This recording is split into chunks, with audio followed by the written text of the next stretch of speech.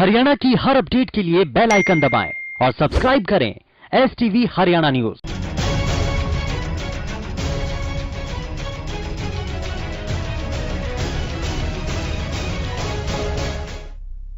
नमस्कार, स्वागत है आपका। मैं हूं नंदिनी मिश्रा आपके साथ। बुलेटिन की शुरुआत करेंगे बड़ी खबर से।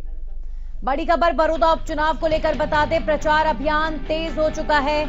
आज भी सियासी दिग्गज चुनावी जनसभाएं करेंगे। बड़ौदा उपचुनाव को लेकर सरगर्मी तेज और सभी दिग्गज बड़ौदा रण में प्रचार प्रसार के लिए पहुंच रहे हैं। बड़ौदा उपचुनाव में प्रचार अभियान लगातार सभी पार्टियों का चरम पर है और आज भी रैलियां होंगी, भाषण होंगे, नेता संबोधित करेंगे जनता को और अपनी पार्टी को वोट देने की अपील करेंगे। आपको बता दें, एक तरफ जहां बीजेपी इस सीट को कांग्रेस से छीनना चाहती है, लगातार कांग्रेस के विधायक बड़ौदा से रहे हैं, वहीं दूसरी तरफ कांग्रेस पार्टी के वर्चस्व की लड़ाई है ये, क्योंकि कांग्रेस पार्टी के विधायक रहे हैं यहां पर, तो कांग्रेस पार्टी इस सीट को अपने ही नाम करवाना चाहती है। वहीं तीसरी तरफ INLD, जहां पर अभय चौटाला समेत ओम प्रकाश चौटाला सभी दिग्गज रण में हैं अपनी पार्टी के प्रत्याशी को जीत दिलवाने के लिए। तो आज योगेश्वर दत्त, जो कि बीजेपी के प्रत्याशी हैं, आज रैली को संबोधित करेंगे। उसके अलावा कांग्रेस नेता दीपेंद्र हुड्डा भी आज पहुंचने वाले हैं बड़ौदा में। लगातार भूपेंद्र हुड्डा लगातार कांग्रेस पार्टी के प्रत्याशी के लिए चुनाव प्रचार कर रहे हैं। इनेलो नेता अभय चौटाला भी पहुंचेंगे और रैली को संबोधित करेंगे। बड़ौदा उपचुनाव में कुल मिलाकर कहा जाए तो सभी दिग्गज इस रण में उतरकर हर दिन एड़ी चोटी का जोर लगा रहे हैं इस सीट को अपने नाम करने के लिए, और कई गुना ज्यादा ताकत झोंकी जा रही है कि बड़ौदा उपचुनाव को जीत लिया जाए। योगेश्वर दत्त, जो कि बीजेपी के प्रत्याशी हैं, चुनावी रैली को संबोधित करेंगे और अब खुद के लिए वोट की अपील करेंगे। वहीं अगर बात करें भूपेंद्र सिंह हुड्डा की, तो वो भी लगातार बड़ौदा में दौरा कर रहे हैं और भले ही वहां से प्रत्याशी इंदुराज नरवाल हों, लेकिन ये कहीं ना कहीं भूपेंद्र हुड्डा के लिए भी बहुत महत्वपूर्ण सीट है, क्योंकि इस सीट को भूपेंद्र हुड्डा से लगातार जोड़ा जाता रहा है और कहा जाता है कि भूपेंद्र हुड्डा का गढ़ है, भूपेंद्र हुड्डा का वर्चस्व है यहां पर। अब देखना होगा कि इस सीट से किसकी जीत होती है और कौन हारता है। दूसरी तरफ INLD, जो लगातार अपनी पार्टी को प्रदेश के अंदर उभारने की कोशिश कर रही है, अभय चौटाला से लेकर ओम प्रकाश चौटाला INLD के कैंडिडेट को जिताने के लिए लगातार रैलियां कर रहे हैं, बड़ौदा का दौरा कर रहे हैं, और बीजेपी के स्टार प्रचारक भी लगातार बड़ौदा पहुंच रहे हैं योगेश्वर दत्त के समर्थन में।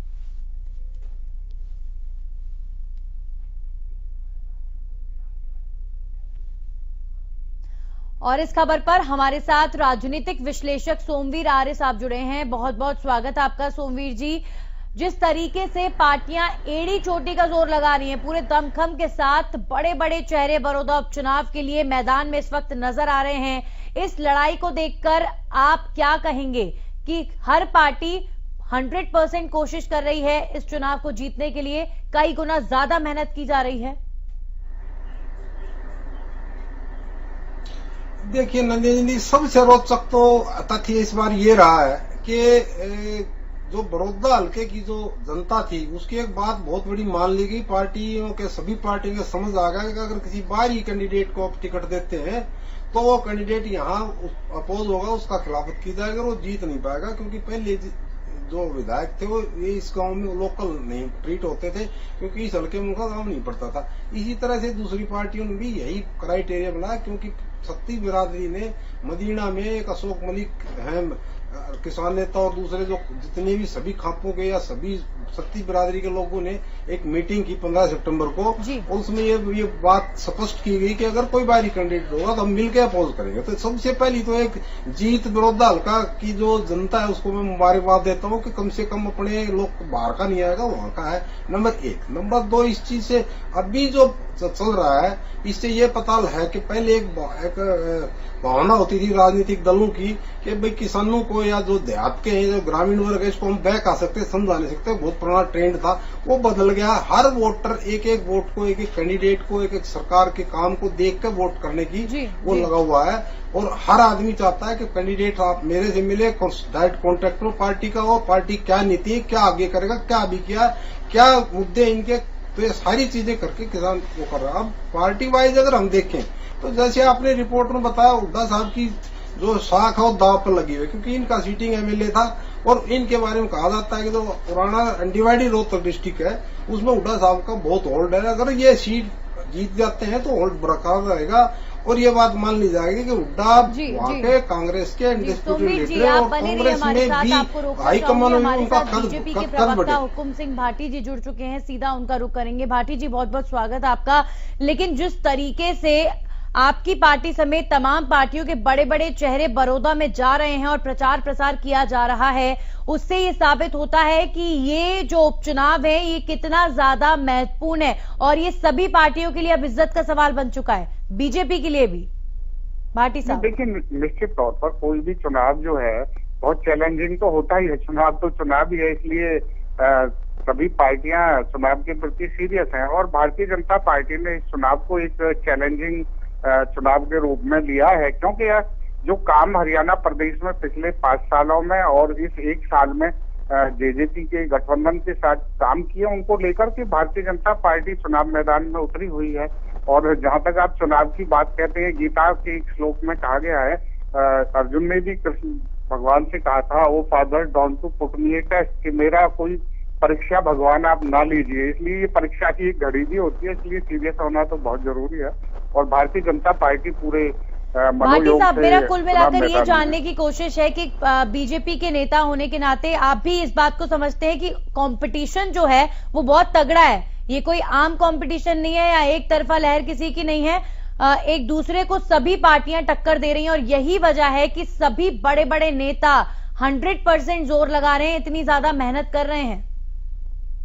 देखिए, लहर वाली बातें जब चलती है जब पूरे प्रदेश का चुनाव होता है, ये क्योंकि एक विधानसभा का चुनाव है, इसलिए लहर का होना या नहीं होना ऐसा इस चुनाव के विषय में नहीं कह सकते। लेकिन भारतीय जनता पार्टी चुनाव के प्रति बिल्कुल गंभीर है और मैंने जैसे पहले कहा है कि हम अपने काम के ऊपर इस चुनाव को लड़ रहे हैं, इसलिए भारतीय जनता पार्टी की गंभीरता में कहीं कोई कमी नहीं है। लेकिन अगर कांग्रेस के लोगों की आप बात करेंगे तो देखिए, इनेलो की बात करने का विशेष नहीं है, वो तो वन मैन शो है।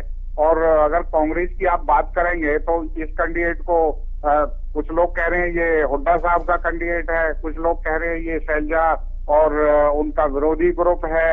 मतलब अब ये नहीं पता लग रहा कि वो किसका ग्रुप है और कौन लड़ रहा है, कौन लड़ रहा है। आप किसको कॉम्पिटिटर मानते हैं यहाँ पर? अभय चौटाला भी वहां पर पहुंच रहे हैं, ओम प्रकाश चौटाला भी वहां पर पहुंच रहे हैं और आपको सुनकर शायद अच्छा नहीं लगे, वन मैन शो आप जिस पार्टी को बोल रहे हैं, आपकी पार्टी के अपने खुद के नेता वापसी कर रहे हैं आईएनएलडी में। नहीं, देखिए, वापसी की बात तो ये है कि जिनकी आप बात कर रहे हैं वो आए कहाँ से थे, इसलिए उनका आना जाना कोई विशेष महत्व नहीं रखता जिनकी तरफ आपका इशारा है। और वन मैन शो मैं इसलिए कह रहा हूँ कि वहां पर फैसले जो लेने वाले हैं वो एक ही आदमी है, वो कोई लोकतांत्रिक व्यवस्था तो वहाँ है नहीं, इसलिए हम तो देखिए, हम जहाँ प्रतिद्वंद्विता की बात है, हमारे लिए तो चाहे सामने कांग्रेस हो और चाहे इनेलो हो, भारतीय जनता पार्टी पूरे मनोयोग से ग्राउंड में उतरी हुई है और चुनाव के प्रति हम चलिए इसका जवाब ले लेते हैं। हमारे साथ आप बने रहिए हुकुम सिंह जी, हमारे साथ वीरेंद्र सिंह जी जुड़ गए हैं जो कि वीरेंद्र वशिष्ठ जी कांग्रेस के प्रवक्ता हैं। बहुत बहुत स्वागत आपका वीरेंद्र जी। आपने हुकुम सिंह जी की बात सुनी और वो यही बात कह रहे हैं कि जीतेगी तो बीजेपी ही, लेकिन मैं आपसे जो मैं दृश्य देख पा रही हूँ बड़ौदा के अंदर कि एक एक पार्टी जो टक्कर दे रही है एक दूसरे को, सभी बड़े नेता इस समय 100% जोर लगा रहे हैं, एड़ी चोटी का जोर लगा रहे हैं। तो आप अपना कॉम्पिटिटर मानते हैं, किसे मानते हैं? बीजेपी को मानते हैं, सीएम मनोहर लाल को मानते हैं या अभय चौटाला को मानते हैं? देखो, बड़ौदा का जो चुनाव है उसमें केवल कांग्रेस का ही चुनाव है। ये लोग तो जो हैं कि वो अब तीसरे चौथे की लड़ाई लड़ रहे हैं, उनके साथ हमारा कंपटीशन है ही नहीं और हम बड़े भारी बहुमत से जीतने जा रहे हैं बड़ौदा का चुनाव। अगर सर कंपटीशन नहीं है तो फिर क्यों आपके बड़े बड़े नेता प्रचार के लिए पहुंच रहे हैं, इतना ज्यादा जोर लगा रहे हैं? क्यों अगर कपूर नरवाल साहब पार्टी छोड़ने की बात करते हैं तो घबराहट मच जाती है और भूपेंद्र हुड्डा पहुंच जाते हैं उनको मनाने के लिए? सर ये तो एक्सेप्ट करिए कि कंपटीशन तो है कहीं ना कहीं। नहीं, ऐसा कुछ नहीं है। देखिए कि वो हमारी पार्टी में थे, उन्होंने तो हमें ज्वाइन किया इस चुनाव में। और जहाँ तक की बात है कि और किसी की इस चुनाव से पहले भी यहाँ के जो पिछले चुनाव हैं उनमें आपने देखा है कि हमने एक तरफा जीत हासिल की है। तो और ये जब 10 तारीख को आप और हम बात कर रहे होंगे तो बड़ौदा के चुनाव में बड़ौदा की जनता कांग्रेस। चलिए आप बने रहिए, हुकुम सिंह जी से इसका जवाब ले लेते हैं। हुकुम सिंह जी, आपको तो कॉम्पिटिटर तक नहीं समझ रही है कांग्रेस, वीरेंद्र वशिष्ठ जी। देखिए, कांग्रेस हमें कंपटीशन में नहीं समझती, भारतीय जनता पार्टी को कंपटीशन में नहीं समझती, और ठीक करें, क्योंकि वो कहीं स्टैंड नहीं कर रहे हैं, वो खुद स्वयं कहीं स्टैंड नहीं करते। कांग्रेस में बिखराव इतना ज्यादा है, उनके अलग अलग नेता अलग अलग भाषा बोलते हैं, तो बिल्कुल ठीक कह रहे हैं। भारतीय जनता पार्टी की जीत निश्चित है इस चुनाव में, और ना ही सामने कांग्रेस टिक पाती है, ना कांग्रेस ना इनेलो इसमें टिक पाती है। ये केवल और केवल अपने अस्तित्व को बचाने की लड़ाई कांग्रेस और इनेलो लड़ रही है, इससे ज्यादा हो। वर्कर से लेके AICC तक का वर्कर जो हमारा हरियाणा का है वो सब एक है। ये सब इनका मिथ्या प्रचार है, जिनमें खुद एकता नहीं, वो हमें बात नहीं। जरा ये बता दो कि शैलजा जी चुनाव में आई क्या, प्रचार कर रही हैं क्या? और चलिए वीरेंद्र जी से तो मैं पूछ लूंगी कि शैलजा जी चुनाव में आई है नहीं, आप ही बता दीजिए। हुकुम सिंह जी, आप कांग्रेस की फूट की बात कर रहे हैं, आपके गठबंधन में सब कुछ ठीक चल रहा है या नहीं? दुष्यंत चौटाला आएंगे प्रचार के लिए? नहीं, बिल्कुल 100% ठीक चल रहा है। दुष्यंत चौटाला, हमारे जेजेपी के वहाँ के वर्कर, हमारे सारे नेता, दोनों पार्टियों के नेता लगे हुए हैं वहाँ पर, सारे कार्यकर्ता लगे हुए हैं, बिल्कुल बूथ स्तर तक का। हमारे से बढ़िया तो मैनेजमेंट किसी का बूथ का हो ही नहीं सकता, ये तो पूरा देश जानता है। भारतीय जनता पार्टी ने जो मैनेजमेंट किया है। वीरेंद्र सिंह जी कुछ कह रहे हैं, वीरेंद्र वशिष्ठ जी, हाँ आप कुछ कह रहे हैं। जो सवाल जरा पूछा है हुकुम सिंह जी ने, उसका भी जवाब दीजिएगा। कुमारी शैलजा आ रही है? हाँ, आपकी थोड़ी आवाज दबी हुई सी है। जेजेपी के हों या बीजेपी के हों, वहाँ एक तरफा माहौल है। आपको मैं एक निष्पक्ष, क्योंकि आपका चैनल बहुत अच्छा है, आपको जन समर्थन की भीड़ से नहीं पता चल रहा कि वहाँ हो क्या रहा है। वहाँ सब किसान, मजदूर, नौजवान, जवान सबने फैसला ले लिया है कि इस बार बीजेपी को पिछली बार से भी ज्यादा बुरी तरह से हराएंगे। देखिए, अब कौन किस पार्टी को वोट देगा, कौन क्या कहता है और किसका वोट साइलेंट वोटर है, इस बारे में हम अभी टिप्पणी नहीं कर सकते हैं। जब हमारा ओपिनियन पोल आएगा तो इस बारे में जरूर चर्चा होगी। एक निष्पक्ष वो पत्रकारिता के माध्यम से देख लें हुकुम सिंह जी, मीटिंगों में कितनी भीड़ है और इनके कितनी है। हुकुम सिंह जी, वहाँ जन समर्थन कैसा है, तो अब तो जी चलिए इस पर जवाब ले लेते हैं। हुकुम सिंह जी, जिस तरीके की बात कह रहे हैं वीरेंद्र जी कि वहां पर जो जनसभाएं हो रही हैं, वहां पर जिस तरह का समर्थन कांग्रेस पार्टी को मिल रहा है, साफ नजर आ रहा है कि कौन ज्यादा आगे है। हालांकि हम इस पर टिप्पणी नहीं करेंगे, लेकिन इस पर अगर आप कोई रिएक्शन देना चाहें तो, कि आपकी जनसभाओं में भी क्या लोग पहुंच रहे हैं, या जिस तरीके से कांग्रेस दिखाने की कोशिश कर रही है कि ये तो गढ़ ही उनका है और कोई पार्टी आ ही नहीं सकती, इस पर क्या जवाब देंगे आप? देखिए, कांग्रेस को यही गलतफहमी तो कांग्रेस को मारेगी। ये सोचते हैं ये हमारा गढ़ है। ये किसका गढ़ है? शैलजा का गढ़ है, भूपेंद्र सिंह हुड्डा का गढ़ है, या जो किरण चौधरी का गढ़ है? पहले तो वो यही तय कर ले, क्योंकि उनमें लड़ाई आपस की सबसे बड़ी है। दूसरी बात, ये कहते हैं कि भीड़ का ये आकलन पता नहीं किस तरह से करते हैं। ये कौन सी भीड़ की बात करते हैं? इनके कैंडिडेट ने जब पर्चा भरा, मैंने स्वयं अपनी आंखों से देखा कि उनके साथ कोई भी एक बड़ा नेता नहीं था, उनके साथ कोई भीड़। और आप अगर भीड़ का ही आकलन करेंगे तो 4 गाड़ियां लेकर के वो अकेले जाकर के नामांकन कर रहे हैं, और कांग्रेस कहती है कि हम राष्ट्रीय पार्टी है। इसलिए चलिए आप दोनों का बहुत बहुत शुक्रिया, लेकिन एक बात मैं क्लियर कर दूं कि कितनी रैली में कितनी भीड़ है, ये बिल्कुल इस बात का आधार नहीं है कि कौन सी पार्टी चुनाव जीतने वाली है। कई वोटर साइलेंट होता है और इन साइलेंट वोटर्स की वजह से ही जीत और हार तय होती है। वोटर कभी ये बताता नहीं है कि वोट किसे दिया जाए, लेकिन अपने मन में जरूर सोचकर रखता है और पूरे आकलन के साथ कि कौन सा कैंडिडेट सही है उनके क्षेत्र के लिए। सोमवीर आर्य जी लगातार हमारे साथ बने हुए हैं, राजनीतिक विश्लेषक। लगातार बात हो रही है बड़ौदा महासंग्राम की। महासंग्राम इसलिए क्योंकि इस संग्राम में तमाम बड़े दिग्गज ही नजर आ रहे हैं, रण में हैं और अपनी पार्टी को जितवाने के लिए एड़ी चोटी का जोर लगा रहे हैं। हमारे साथ लगातार राजनीतिक विश्लेषक सोमवीर आर्य जी जुड़े हुए हैं, सीधा उनका रुख करेंगे। आपने सोमवीर जी बीजेपी और कांग्रेस के प्रवक्ताओं को सुना और कांग्रेस के प्रवक्ता यहां ये कहते हुए जरूर नजर आए कि हमारी रैलियों में भीड़ ज्यादा है और वहां पर भूपेंद्र हुड्डा का वो गढ़ है, वहां पर हमारे लोग ज्यादा हैं, तो कंपटीशन में कोई है ही नहीं। आप इस टिप्पणी को किस तरीके से लेंगे? क्योंकि जब पिछली बार योगेश्वर दत्त लड़े विधानसभा चुनाव तो 5000 का गैप के साथ वो हारे हैं, तो ये कोई बहुत बड़ा गैप तो नहीं माना जाता। तो ऐसे में टक्कर में है पूरी तरीके से बीजेपी, माना जाए। देखिए नंदिनी जी, मैं थोड़ा सा बताऊँ आपको। इससे जो पिछला इलेक्शन था 14 का असेंबली का, उसमें 25-30 हजार से लीड थी कांग्रेस की। उसके बाद पिछले जो 2019 में हुआ उसमें 5000, और उसमें भी इसलिए थी कि उसको मुख्यमंत्री भूपेंद्र सिंह हुड्डा बनाने थे अपने इलाके के। लेकिन इसके बावजूद भी मैं ये कहना चाह रहा हूँ, मैं ये कहना चाह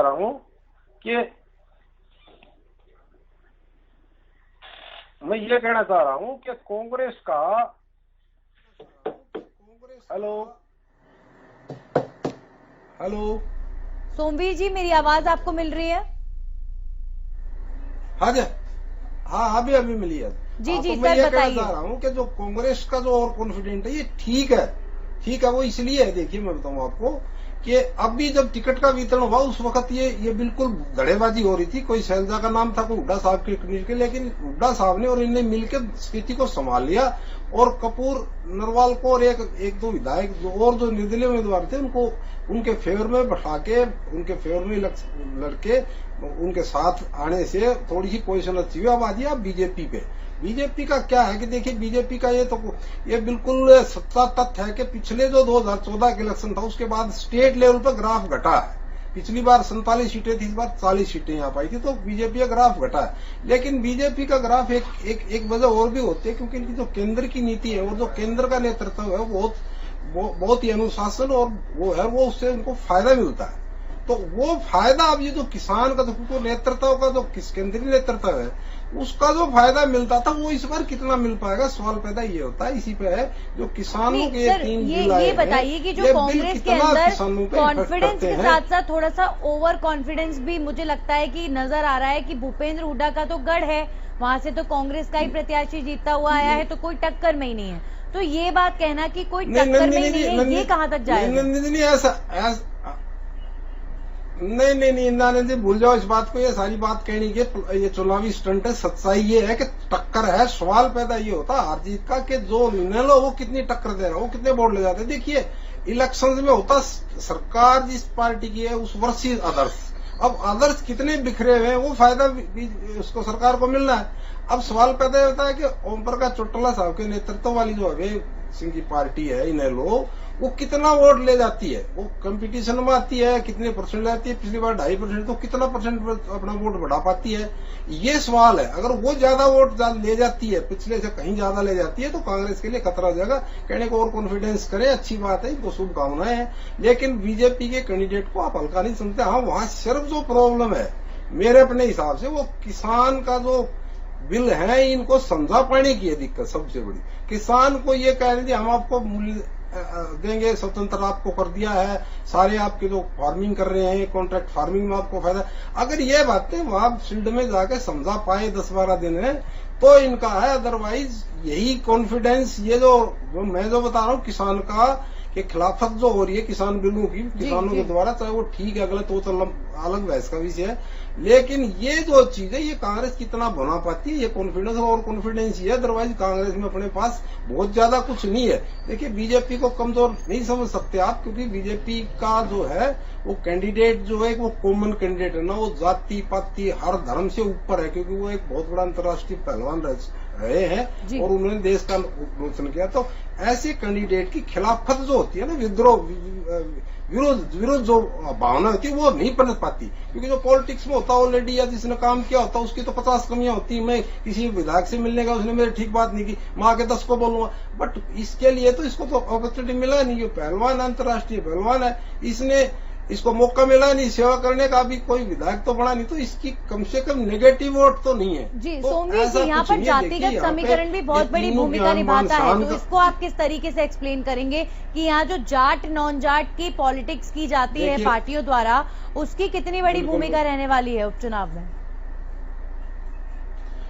देखिए नंदिनी जी, 94,000 करीब जो है ना, 94,000 वोट है ना, वो जाटों के यहाँ पर। आप अगर जात पात को अगर इस तरह से देखते हैं तो वो 94 है, ठीक है।